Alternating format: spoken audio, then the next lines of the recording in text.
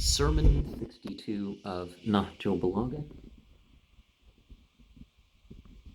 reminds us that we need to deal with such things as guilt and shame now. Don't wait until death comes to us. Both fear death and anticipate it,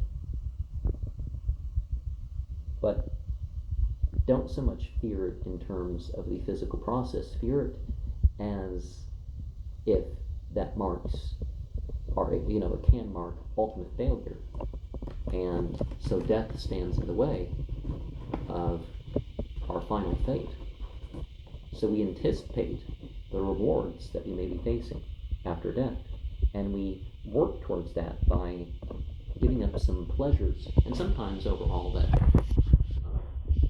certainly helps us experience joy. A lot of people that would be called pleasure seekers in one way or another, well, it seems that their lives are worse because of being that person of their passions. And one of the ways that we can help our situation hereafter is to realize that as much as Satan is there to tempt and to change the perception of sin, the only thing that's going to stop our obedience of God is us. And as much as there are some things along the way that can lead to death and all that, it's still sort of an unknown. Letter 62 was to the Egyptians through Malik Ashtar when he was governor.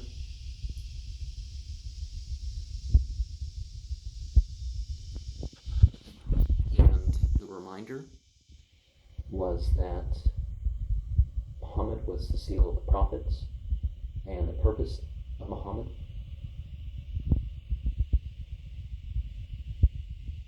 was not shown in what happened after him in the quarrels about power. Sure,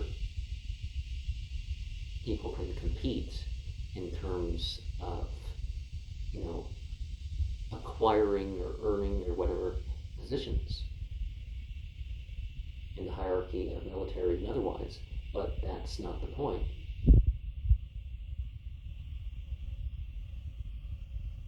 And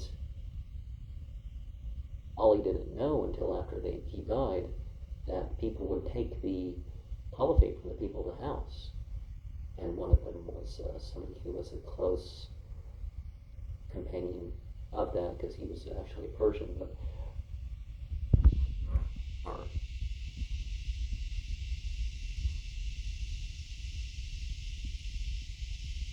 are especially that he wouldn't just get it.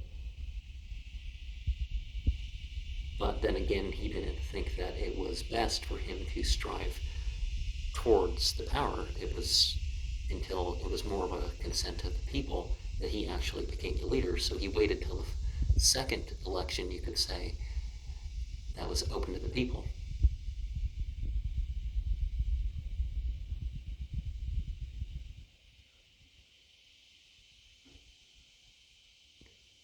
But his focus was on, dealing with wrong and trying to establish a sense of peace and safety. And it wasn't for him to just go off and get martyred.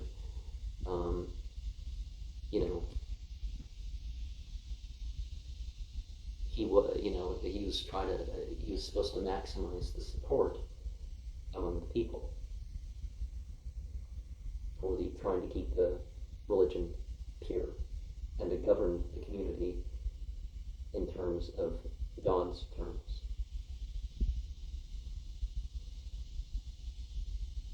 To prevent people from being unjustly made slaves, and prevent people from considering wine or, intoxicants in general unlawful. Because some people say Palmer refers to all the intoxicants, minor and major. And in the broad sense, it definitely does. And so certain things, even coffee and caffeinated teas were not considered permissible by the early generations of Islam. It took certain Sufis that were lenient about certain Islamic conditions, and it took, commerce, convincing people to sell themselves out for their, to make a profit, for coffee, and some of the caffeines become more of a trade. Some areas had it before, but the ones the use of certain substances kind of disappeared. Now people use things for external treatments and when it's medically necessary. I'm not saying that Islam stops people from that. And so now because of this, the boundaries are cut back. One of the things about the colonial period was that the British and some of the other groups waited till the people weren't so adjusted in the marketplace that they were fighting when they didn't need to be fighting, and then it's like, okay, these people can be conquered. But sometimes they would leave alone the Muslims, even though it seemed that they would be a superior force over them, because they saw the justice in the marketplace. They saw even if people were Shia or Sunni or whatever, they didn't have that conflict, and they're like, okay, let's go somewhere else. It wasn't just the British and French. There was other groups going about doing that, but now is the time to actually address the enemy. And by democracy, we don't mean that we have to split up into separate countries or something like that when your side didn't win the vote. And saying 62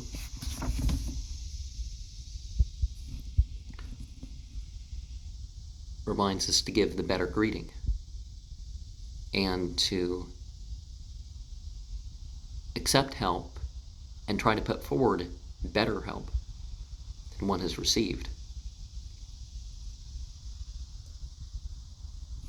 And regardless of one's response, those who do good to others keep the reward.